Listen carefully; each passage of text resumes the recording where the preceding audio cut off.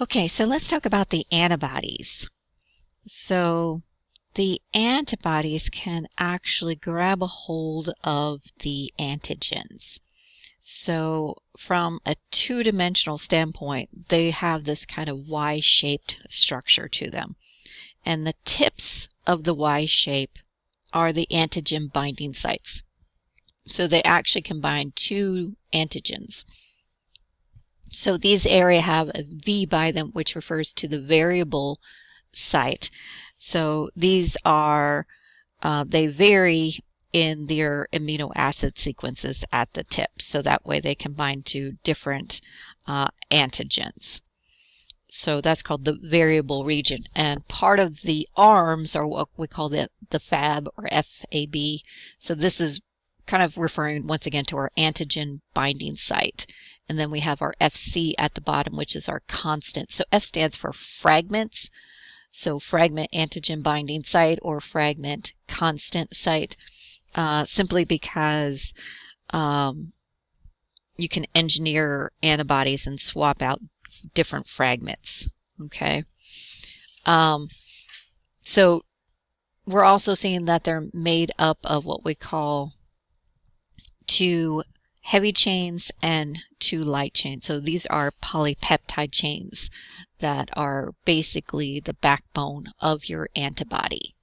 But the important point here is kind of the Y-shaped structure. This is where the antigens are binding, and at the base of the Y, you see this is where it can attach itself to a B cell and be a B cell receptor.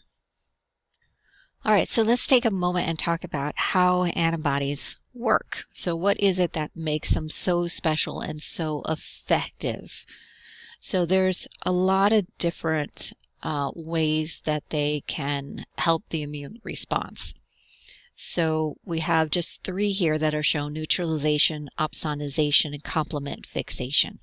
So neutralization, first off, so it basically refers to kind of neutralizing viruses and other pathogens and making them unable to infect a cell.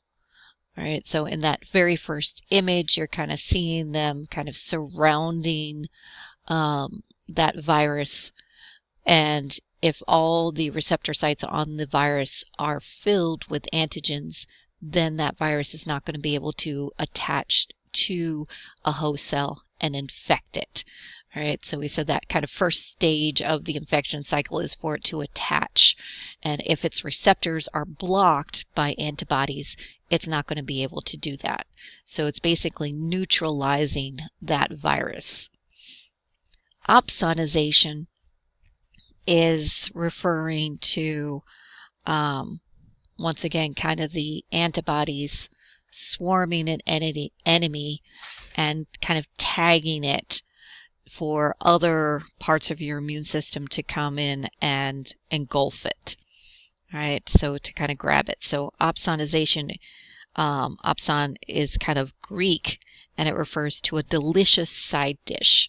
So as it says, it's kind of encouraging phagocytosis. It's encouraging other cells to come in and basically swallow up those pathogens, so other types of leukocytes. So it targets them or kind of flags them for destruction. And then we have complement fixation. So antibodies are able to activate the complement system and attract the complement to bacteria. So this kind of increases the efficiency when you have kind of the antibodies, which are part of the adaptive immune response, and you've got complement, which is part of the innate response. When they both are working together, it's a much more efficient response.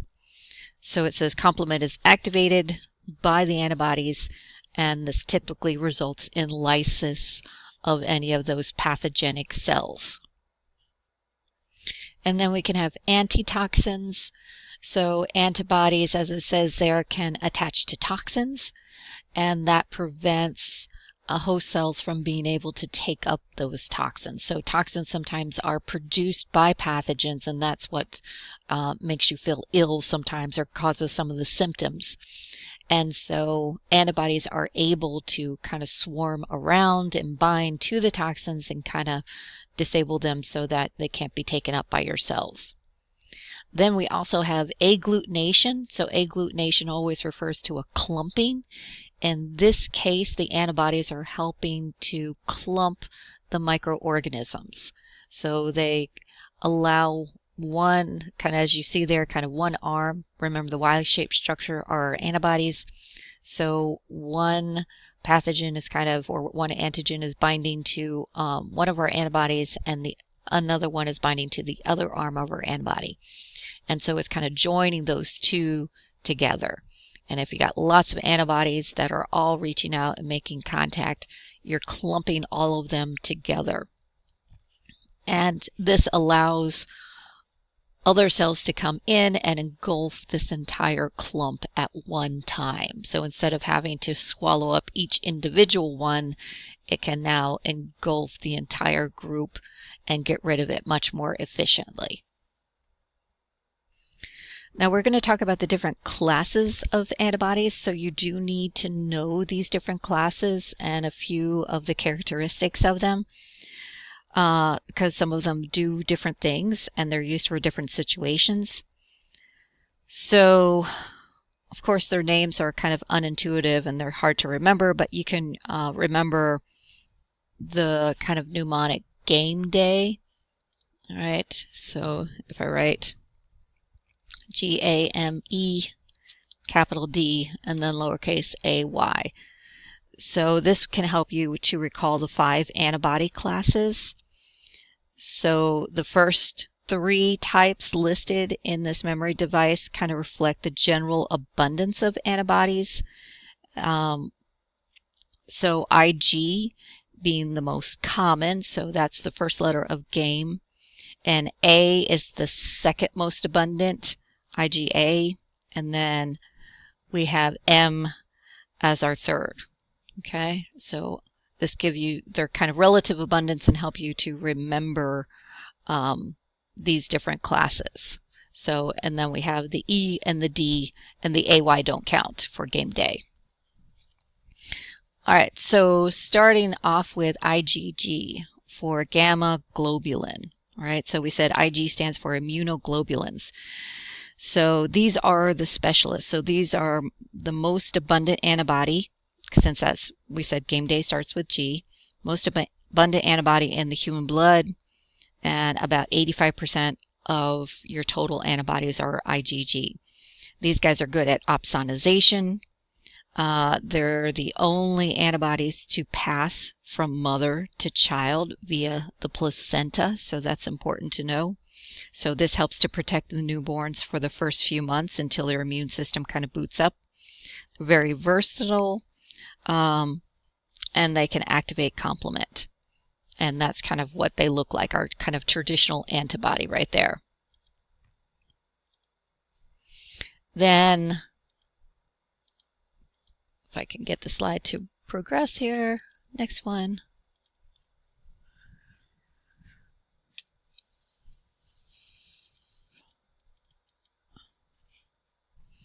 All right, so the next one would be IgA for our game day. So A would be our next one. So IgA also helps to protect babies as well. So this is our second most common in our blood serum. It can activate complement. Its main job is to serve as kind of a cleanup mechanism for your mucosa. So you find that lots of them are in your respiratory tract, your digestive system, your mouth. Helps to protect your insides by neutralizing antigens. It looks like this over here where you've got 2 antibodies that have kind of merged together. And these help to clump bacteria together, so that agglutination. So when mothers are breastfeeding, they provide their babies with a large amount of IgA antibodies through the breast milk. And so these antibodies then cover the gut of the newborn and protect its kind of fragile intestinal tract from infections. Then we have IgM. So this is our first defender on site. So here you can see it's got this pentameter shape. So we got 1, 2, 3, 4, 5 antibodies kind of joined together in that star shape. IgM antibodies are usually the majority of the antibodies in B cells that once B cells get activated, right? So if you think about it, they've got 10 binding sites, right? So very efficient at clumping antigens together.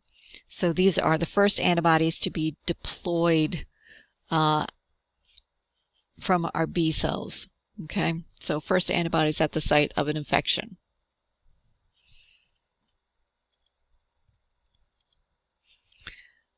Then IgE. This one is usually produced when you have allergic reactions. All right, so this is not very abundant. It doesn't activate your complement system. It's mostly found in your lungs or your skin or your mucous membranes, and it's meant to protect you against infections. And so it's traditionally thought it protected you from huge enemies, such as helminths or worms. But now, because we don't tend to, our bodies don't have a lot of worms anymore, they tend to latch on to pollen and other antigens and cause more of the allergies and asthma and eczema and other dermatitises. So we find that people with these types of allergies have elevated IgE levels. And then IgD, these are also very low levels in your blood serum. They're found on mature B cells. They're kind of very sparsely represented. Once again, has that kind of monomer shape to it. Typically found on the surface of B cells only, not really free floating like other antigen or antibodies, excuse me. And its precise function is not really well known, right? So not much to say about IgD. Okay, but so focus mainly on your IgG, IgA, and IgM. Okay.